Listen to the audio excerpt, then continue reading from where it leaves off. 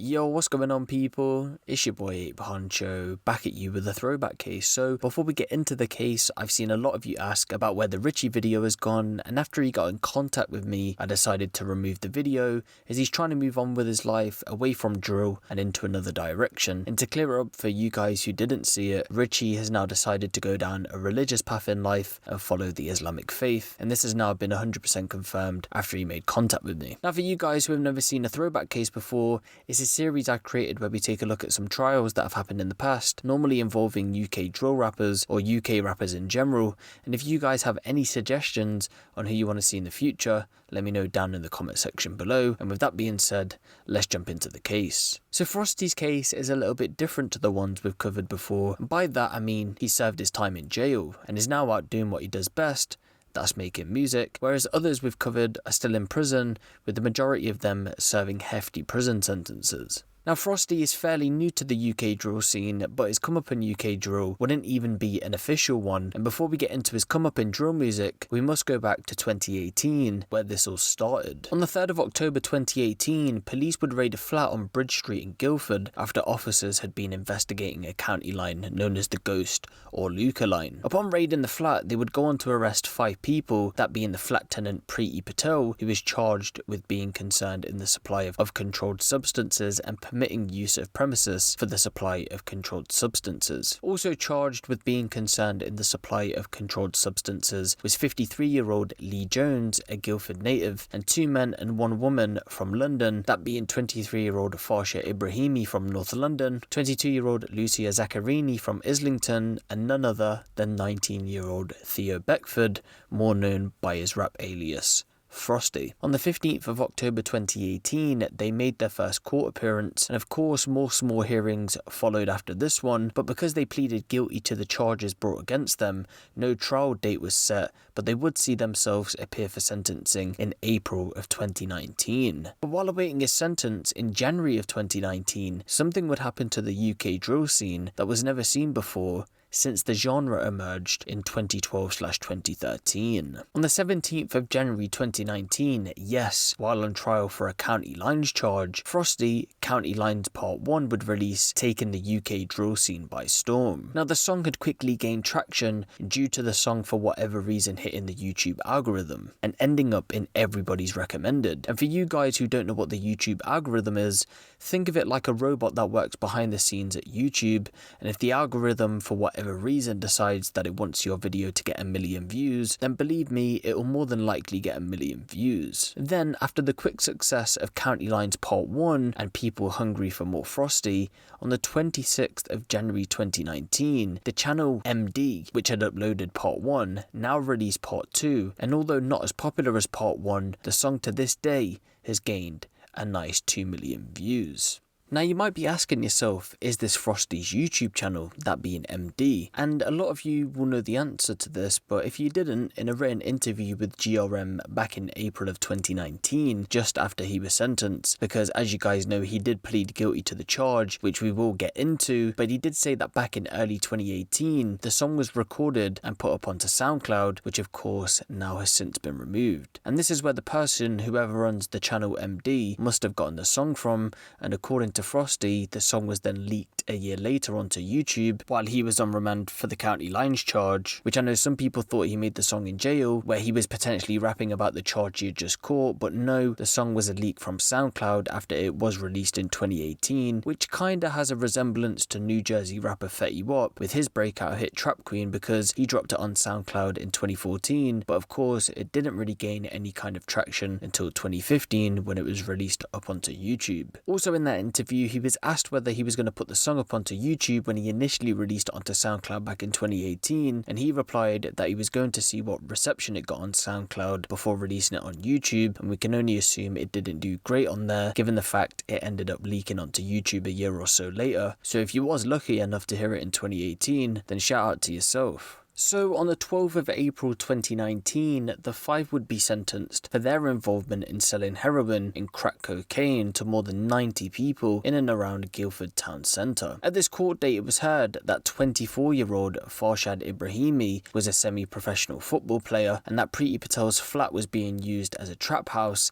and she was actually working at Guildford County Court. And on top of that, it was also said that Theo Beckford, aka Frosty, was an up-and-coming UK drill rapper. Prosecutor Wendy Coty had told the court that the group had been involved in a county line style operation using Patel's Bridge Street flat as a base from which to sell heroin and crack cocaine that had been brought down from London, and it was heard that police had been keeping surveillance on the address since July of 2018 after repeated sightings of drug deals had been going on, and then an intelligence operation was set up focused on the address in Bridge Street, which officers believed was a base for drug dealing. The observation of the address had started after CCTV operators had reported that Theo Beckford, aka Frosty, was walking a dog near the Electric Theatre and he was seen exchanging a small white item to another man who then gave Frosty something in return, and immediately afterwards he was seen doing a repeated exchange with another person. Over the following weeks, covert officers witnessed further deals between the gang, including exchanges with vulnerable local homeless people. Then, after months of observation, the police then gained a warrant under Section 23 of the Misuse of Drugs Act, and this gave them access to Preeti Patel's property.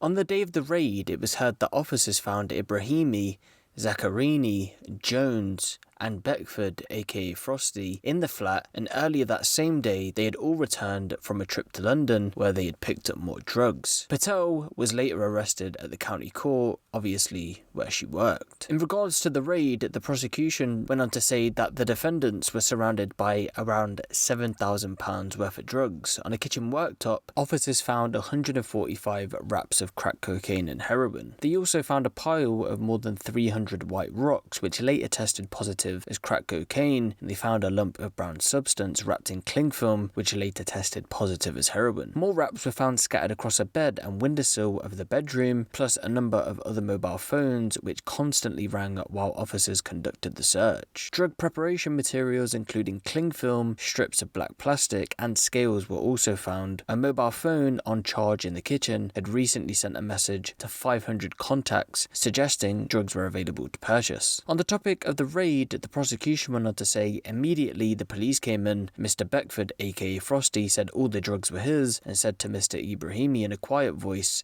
"Say no comment, and I'll take the rap for this." The Crown say that was perhaps a noble act, but it was clear it wasn't just him. Analysis of phones found in the flat and forensic evidence found on the drugs revealed the real story, and the prosecution went on to say that Ibrahimi was in fact the ringleader, although the operation was ultimately run by persons unknown, more than likely in London. More in depth about Ibrahimi revealed that he dreamed of playing professional football, with his barrister Abigail Penny telling the court that he had trials for Leyton Orient, QPR and Tottenham Hotspur. However, injury had dashed his hopes and he spiralled into unemployment and mental health problems. At the time, he became involved in drug dealing and he had been the man responsible for sending almost all the text messages advertising the drugs to local users on the Luca or Ghost line. In regards to Frosty, despite some of the lyrics from his County Line song being played in court, he in fact played a lesser role, mostly in selling the drugs, but also in sending at least two of the text from the Luca or Ghost line, and unlike Ibrahimi, he had one previous conviction for a drug offence. In mitigation, his barrister John Swain told the court he'd become determined to turn his life around after seeing he could gain success through his music, with of course having no promotion. At that point, County Lines 1 had been sitting on 2 million views and was being played on 1Extra, which brought offers of music deals from several record labels. The defence continued, this has really given him something to look forward to. He wants to put this life completely behind him and learn from his mistakes. He has not done so far, but he wants to assure the court that he will. In passing sentencing, Judge Rufus Taylor said it was a great shame that Ibrahimi had found himself in court and that he had lowered his possible sentence due to Ibrahimi's problems with mental health and homelessness. He then sentenced him to 3 years and 6 months in prison, reduced from 4 years and 6 months on account of his guilty plea. Regarding Frosty, he said there was a lot to be said for the defendant given the submission convictions from Mr. Swain, but warned him that due to previous convictions, he would face a sentence of 7 years if he found himself in court for the same crimes again. He then sentenced him to 2 years and 8 months in prison, reduced from 4 years on account of his guilty plea and a full confession during his police interview. In regards to Zaccarini, the judge said he was giving her a chance, going on to say, "You've got to take this chance as a warning to stop," and he then gave her a 2-year jail sentence, suspended for 2 years, and she was required to do 200 hours of unpaid work. He described Patel's involvement as a personal disaster and went on to say, "You have been a functioning addict for 20 years and it's finally caught up with you. The court has been charitable in allowing you to plead for this rather than the conspiracy." She was sentenced to 9 months, which was suspended for 18 months. Jones had received a conditional discharge, which was to be held for 18 months. After sentencing, BBC Sounds ran a story on this whole situation, which I'll play for you guys next, because a lot of you lot wouldn't have heard it before. YouTube admits it's been making money from a video created by a convicted drug dealer rapping about his crimes in Guildford. 20-year-old Theo Beckford has recorded a track called County Lines about his gang's drug deals and his arrest. Well, BBC Surrey's news editor Angus Morritt is here. Angus, that track mentions murder, drug dealing, the M25 and Beckford's arrest. What do we know about how the video came about? Well, Mike, Theo Beckford calls himself Frosty. He recorded it after his arrest while waiting to go on trial at Guildford Crown Court. His YouTube track has gone viral. It's even had reviews by music critics in America, and it's had almost 2.5 million views. And because of that, it has made money for YouTube and for Beckford. And what does YouTube have to say about that? Well, they say now that they've listened to the track and they've decided that the drug dealer's video does not breach its community guidelines. The company says many law-abiding young people use YouTube for different genres of music and quotes, "It's important that those acting within the law are given a platform to share content." But it's a rather different view from a senior detective at Surrey Police, Superintendent Pete Fulton. My personal reaction is I think anything that glamorises this it's really sad. You know, it's a despicable crime. People's lives are ruined because of it, and here's someone who is an offender is seeking to glamorise it. It's just really disappointing. So, Angus, YouTube has decided the video will stay up. Yes, that's what they've told us, and that's even though Beckford is a convicted drug dealer, now serving 32 months. After BBC Surrey asked us about the video this week, they've told us, YouTube, that they've demonetised it. That essentially means that they've decided to stop making money from it through adverts. And Eitan Alexander runs a treatment centre for drug addicts in Guildford. He says it's up to the public to police videos like this. The truth is that until someone's monitoring this at the highest level, these things are going to continue to happen. I mean, that's the problem. It's the general public that have to highlight it to the various social media channels. They're the police. Well, Beckford was one of 5 people convicted last month. He was first spotted by CCTV operators supplying drugs near the Electric Theatre last July. Undercover police tracked him and his gang to a vulnerable woman's flat on Bridge Street. Leslie McCabe went there to talk to Detective Superintendent Mark Chapman. So the case was typical what's known as a county lines drug dealing operation, where drug dealers from out of the county of Surrey, from London, came down into our community and sought to exploit a vulnerable individual and use that person's home as a place from which to deal their drugs into Surrey and Guildford residents. And where we are right now, on Bridge Street, by the particular flats in question, we're surrounded by shoppers, people going to and from work, going about their business. I guess to the average person, they wouldn't imagine that this kind of thing is going on here in the centre of Guildford. I think that's what this case serves to demonstrate, is that this has happened right in the centre of Guildford with many people around, and if it can happen here, then it can happen anywhere across our county.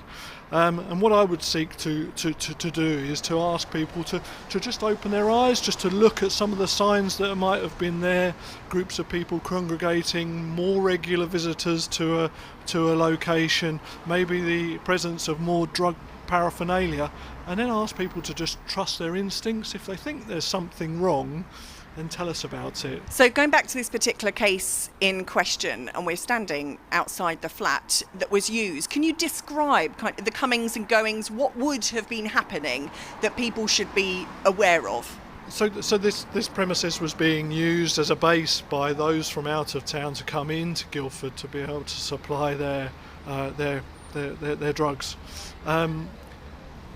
there were the market presented itself around the location, and the drug dealers were coming to and from that premises to be able to supply those that had ordered it through the lines network. So there would at certain times have been quite a bit of activity coming and going from that location that would have been obvious to passers-by, and certainly to neighbours and other residents of Bridge Street. So after doing nearly a year in jail, of course, he had already done time served before a sentencing date. On the 25th of September 2019, Frosty would be released from jail, and now he had the whole world in his hands, ready to overtake the UK drill scene. Now just to rewind a sec, we have to go back to early April 2019, where the majority of you would have seen these clips circulating. Get